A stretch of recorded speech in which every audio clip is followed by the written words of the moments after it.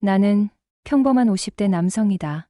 인생의 중반부를 지나며 뒤를 돌아보면 찬란했던 한 시절이 선명하게 떠오른다. 20대 중반, 소개팅으로 만난 그녀는 내 인생 두 번째 연애였다. 하지만 단순한 두 번째가 아니었다. 그녀는 햇살 같았다. 얼굴을 마주한 첫날, 그녀의 웃음이 내 마음을 건드렸다. 그 이후로 그녀는 내 세상의 중심이 되었다. 우리는 서로에게 천천히, 그러나 깊이 스며들었다. 사랑은 자연스러운 결말처럼 결혼이라는 이름으로 결실을 맺었다. 결혼 생활은 기적 같았다. 사소한 일에도 웃음이 피어났고 우리는 언제나 서로의 손을 놓지 않았다. 주말이면 손을 잡고 동네를 걸었다. 모든 것이 완벽하지는 않았지만 그것이 우리를 더 단단히 엮어주었다. 그러나 그 행복은 끝이 있었다. 5년 전 그녀는 배가 아프다며 병원을 찾았다. 그리고 의사의 입에서 나온 한마디가 우리의 세계를 단숨에 갈라놓았다. 위암입니다. 그 단어는 너무나 차가웠고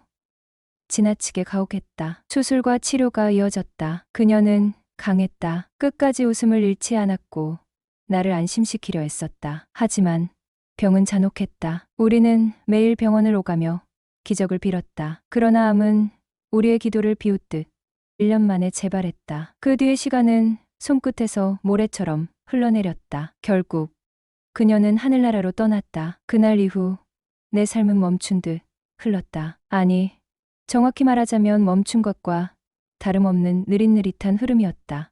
출근과 퇴근이라는 무의미한 반복 속에서 무기력함만이 나를 삼켰다. 회사와 집을 오가는 길, 그 어떤 것도 나를 흔들지 못했다. 그러던 어느 날 생각지도 못한 변화가 찾아왔다. 그녀는 우연히 마주친 젊은 새댁이었다. 처음엔 그저 스쳐가는 인연이라 여겼다. 길게 말도 섞지 않았고 이름조차 몰랐다. 하지만 시간이 지나면서 그녀는 점점 나에게 다가왔는데 어느 순간 그녀의 말과 행동에는 은근한 온기가 스며들어 있었다. 30대 초반의 그녀는 새끼도 조금 있고 아주 늘씬했다. 나보다 한참 어린 그녀가 내게 호감을 보이고 있다는 사실은 도무지 믿기지 않았다. 아저씨랑 있는 게 너무 좋아요. 그 말은 내 심장을 두드리는 낯선 감정을 불러일으켰다. 그 뒤로 그녀는 자주 연락을 해왔다.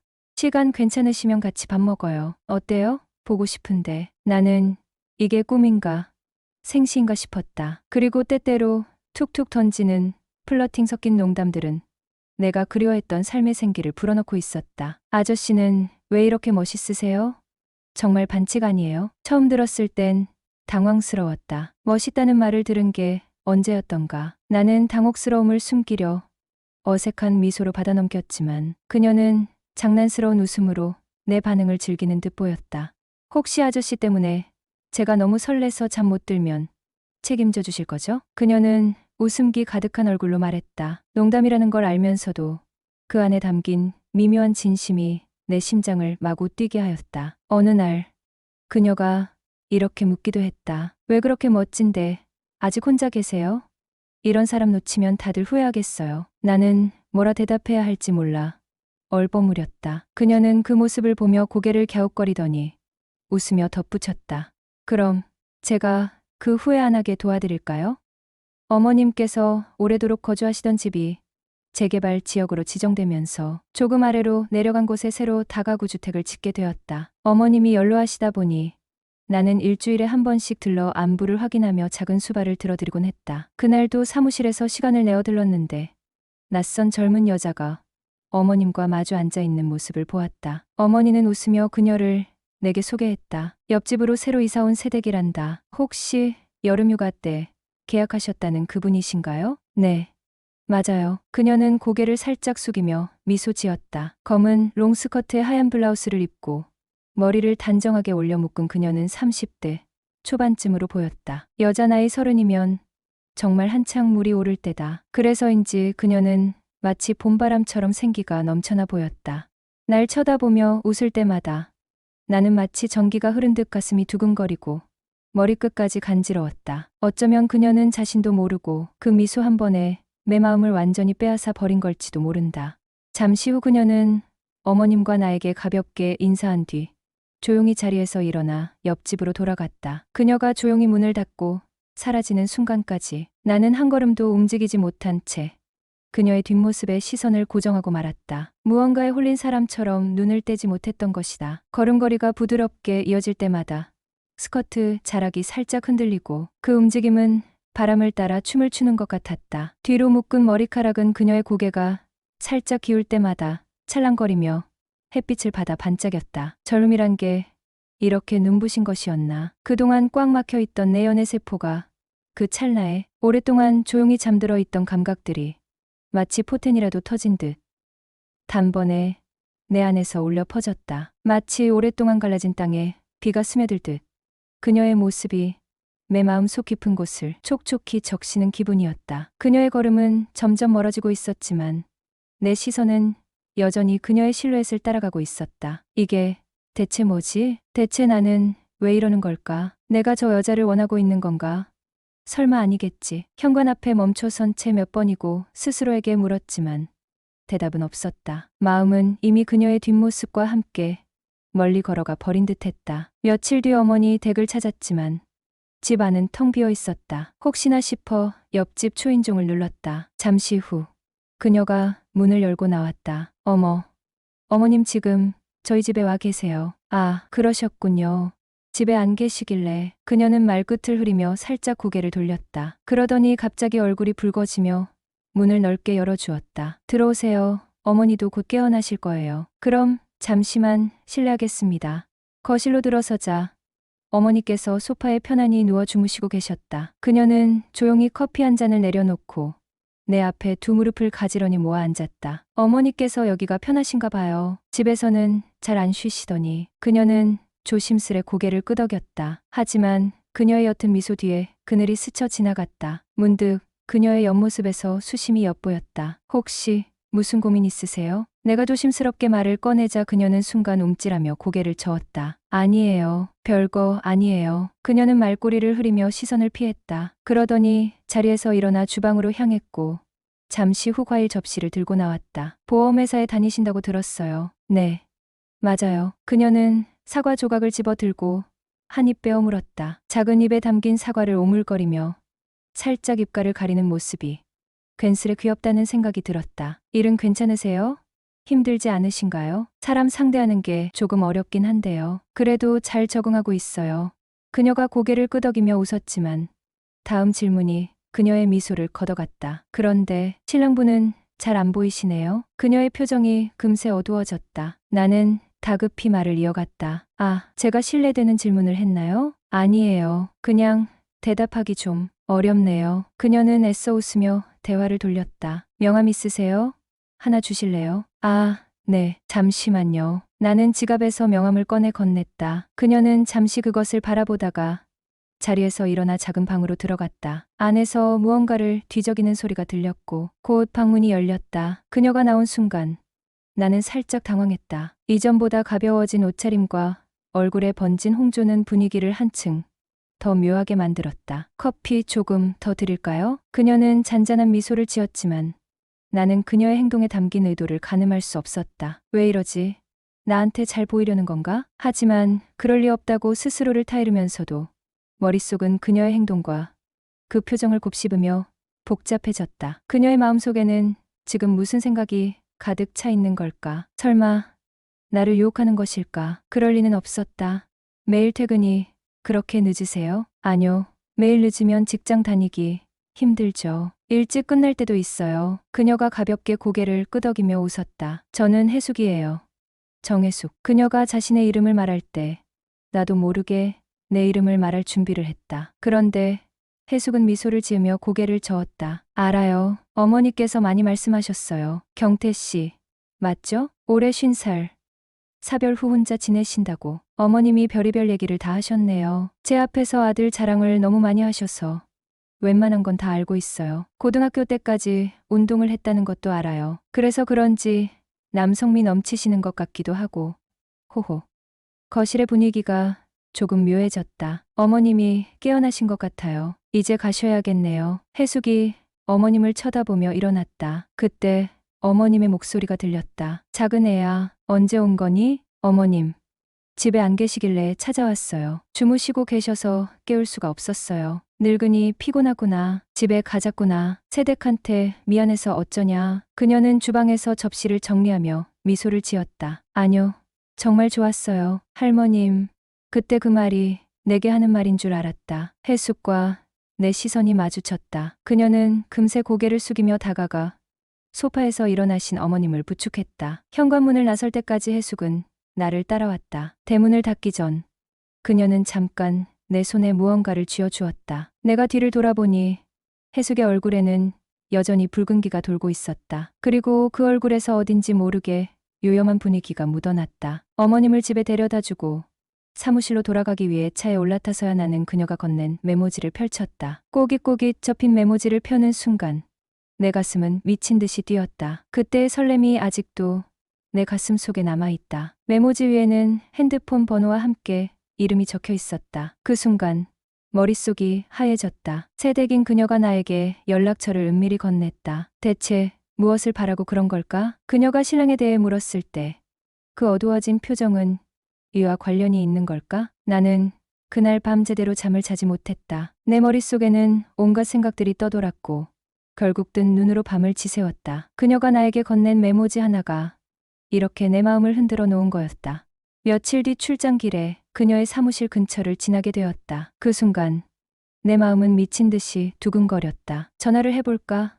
그녀가 나를 반갑게 맞아줄까? 아니면 혹시 내가 그녀에게 너무 부담스러운 존재가 아닐까? 잠시 망설이며 고민에 빠졌다. 나이 많은 사람이 이런 일에 주책이라며 험담을 들을까? 아니면 내가 괜히 지나치게 생각해서 혼자 망상에 빠져 있었던 건 아닐까? 그녀의 작은 배려가 내가 남녀의 정을 느끼게 만든 건 아닐까? 온갖 생각이 머릿속을 휘돌았다. 하지만 그만큼 그녀에 대한 감정이 나를 사로잡고 있다는 것도 알았다. 나 혼자서 망설이다가 결국 마음속에서 그 작은 의문들을 떨쳐버렸다. 내가 이대로 그냥 지나친다면 후회할 것 같았다. 그녀가 반응할지 아니면 다른 생각을 가질지 모르겠지만 그래도 한번 시도해보기로 결심했다. 그래, 그냥 해보자. 그녀에게 전화를 걸었다. 신호음이 울리고 잠시 후 그녀의 목소리가 들렸다. 그 소리에 내 심장은 다시 한번 뛰기 시작했다. 경태 씨? 안녕하세요. 해숙 씨. 지나가다 근처에 왔길래 잠시 들려도 될까요? 조금은 긴장된 목소리로 말을 꺼냈다. 내 물음에 그녀는 잠시 침묵한 후 그때부터는 예상치 못한 반응을 보였다. 아뇨, 오늘은 일찍 마치고 벌써 퇴근했는데요. 그럼 집이세요? 아니, 근처 계시면 차라도 한잔 하려고 했는데 아쉽네요. 그럼 저희 집으로 오세요. 아무도 없거든요. 오실 거죠? 네, 가야죠. 물어보는 그녀나 대답하는 내 목소리가 심이 떨렸다. 심중의 불안과 긴장, 기대감이 전화에 자연히 드러난 것이다. 문은 모두 열어놓을게요. 들어오실 때 잠그세요. 네. 집으로 가는 길이 참으로 멀게 느껴졌다. 승용차로 불과 10분도 걸리지 않을 거리. 운전을 하면서 뛰는 가슴과 흥분을 주체할 수가 없었다. 차를 멀리 떨어진 곳에 주차하고 걸어 내려갔다. 혹시나 동네 사람들 눈에 띌까 조심했다. 그녀의 말대로 대문은 잠그지 않았고 현관도 손잡이를 잡아당기자 그대로 열렸다. 들어오는 기척을 느꼈음인지 그녀가 거실에 서 있었다. 피곤하시죠? 조금. 그렇게 피곤하지는 않습니다. 샤워를 마쳤는지 머리카락은 아직 물기가 마르지 않았고 입술은 붉은 립스틱을 발라 지극히 위험해 보였다. 구두를 벗고 거실에 올라서니 그녀가 주방으로 걸음을 옮겼다. 잠깐 기다리세요. 마실 것 가지고 올게요. 난 소파에 앉았다. 그녀가 접시에 포도주 한 병과 잔 하나 그리고 과일을 담아내왔다. 소파 앞 유리 테이블에 올려놓고 내 옆에 앉아 잔을 채웠다. 드세요. 난 그녀를 보며 잔을 들이켰다. 그녀가 다시 잔을 채웠다. 이번에는 그녀가 마셨다. 잔 하나로 술을 나누어 마신 셈이었다. 해숙 씨, 무슨 고민 있어요? 아뇨. 얼굴이 많이 어두워 보여요. 뭔가 고민이 있는 얼굴인데. 아뇨, 괜찮아요. 그녀의 말끝이 흐려짐을 느끼며 왠지 모를 허전함이 가슴에 차오름을 느꼈다. 그나저나 할머님이 늘 경태 씨 칭찬하시더라고요. 그랬어요. 험담을 한 게 아니고요. 그녀가 웃었다. 할머님만 그랬다면 못 믿었을 거려. 하지만 가끔 집에 오시는 동네 어른들 모두 칭찬하시던거려. 그래서 늘 궁금했죠. 할머님 댁에서 본 가족 사진 속의 당신이 어떤 분인지를. 저희 신랑하고 너무 비교가 되었으니까요. 어떤 비교요? 훈훈하고 건강한 남성미랄까? 암튼 듬직한 남자가 제 이상형이거든요. 그녀가 다시 잔을 채워 내게 내밀었다. 신랑하고 무슨 문제라도 포도주를 들이키고 술을 채운 뒤 그녀에게 내밀었다. 그 사람 3달 전에 뇌출혈이 왔어요. 우습죠? 제 나이 겨우 32이고 신랑은 35살인데 말이죠. 말을 마친 그녀가 고개를 숙였다. 33살에 뇌출혈이라. 그럼 부부관계는? 하는 생각이 먼저 들었다. 그럼 지금도 병원에 계시겠네요. 네, 지금은 재활병원으로 옮겼어요. 잠시 침묵이 감돌았다. 절 이해하실 수 있나요? 끈금없는 질문에 나는 끄덕끄덕. 나도 모르게 고개를 끄덕이며 그녀의 물음에 대답하고 있었다. 나 한심해 보이죠? 아니요. 전혀 그렇게 안 보여요. 잘 모르는 남자한테 별의별 얘기를 다 하니 말이죠. 그런 말 하지 맙시다. 따지자면 나도 똑같은 입장이니. 좋았어요. 나도 좋았어요.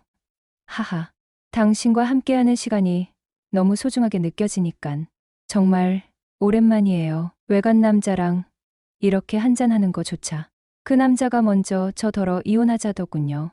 결혼 3년 차의 신랑이 병원 신세라니. 그녀 인생도 참 처량하다. 그녀가 내 손을 잡아 무릎에 올려놓았다. 그것은 분명 틀림없는 유혹이었다. 100마디 말보다 더한 의미를 지닌 유혹. 그래서 뭐라고 했나요? 저 역시 이렇게 살 수 없다고 했어요. 시부모님 편으로 이혼 서류 보내겠다더군요. 오늘 제 얘기 들어줘서 너무 고마워요. 어디 꽉 막혀 있던 게 조금은 풀린 것 같거든요. 또 만날 수 있겠죠? 시간 되면 언제든지요. 저 이혼할 거예요. 아까도 이야기했죠. 앞으로 시간 많을 거예요. 며칠 뒤 그녀와 시외로 드라이브를 가기로 약속했다. 혜숙 씨. 네, 경태 씨. 11시쯤 집 앞에 나와 있어요. 네, 시간 맞추어서 나가 있을게요. 그녀 앞에 차를 세우자 환한 미소를 띄우고 차에 올랐다. 일찍 왔네요. 집에서 기다리기 싫었어요. 승용차가 시내를 빠져나갔다. 내가 늦었으면 어쩌려고 추운데 나와 있어요. 그래도 집에서 기다리는 것보단 낫죠. 밖이 훨씬 시원하고 사람 사는 것 같잖아요. 많이 외로웠나 봐요. 귀신이네요. 날 그렇게 잘 알아맞히다니. 그래요. 어줍잖은 말인 건 알지만 내가 위로가 됐으면 좋겠어요. 어디로 가고 싶어요? 좀 멀리. 아무 곳이나요? 허벅지에 백을 올려놓고 두 손을 가지런히 모으고 그녀는 긴 눈을 감았다. 피곤해요. 좀 자고 싶어요. 그렇게 해요. 조심해서 운전할 테니까. 차를 고속도로에 올리고 시원하게 달려나갔다. 그녀는 세상 시름을 모두 잊은 듯 새근거리며 잠에 빠졌다. 그녀를 방해하고 싶지 않았다. 한참을 달린 후에 차는 남해로 빠졌다. 남해대교를 건너 해안도로를 타고 돌았다. 스르륵. 그녀가 언제 깨어났는지 차창 유리를 내렸다. 더 자지 않고? 아뇨. 이젠 되어서요. 바람이 참 시원해요. 가을이잖아. 그렇군요. 가을이네요. 그녀가 내 팔을 잡았다. 어디 들려요? 난 배고프지 않아요. 나도 고프진 않아. 그럼? 그녀는 묘한 눈빛으로 나를 쳐다보며 질문을 던졌다. 그 눈빛 속에서 뭔가 다른 의미가 느껴졌다. 늘 이렇게 함께하면 좋겠다는 생각을 해요. 저도 그래요. 그런데 그게 가능할까요? 이혼 서류 접수하고 결과를 보는 대로 친정으로 갈 거예요. 가끔 만날 수 있죠? 서울 가는 길에 들리도록 할게. 전화 주시면 달려나갈게요. 나랑 정식으로 교제할 생각은 있어? 궁금한 건 그것이었다. 모르죠. 어떻게 될지.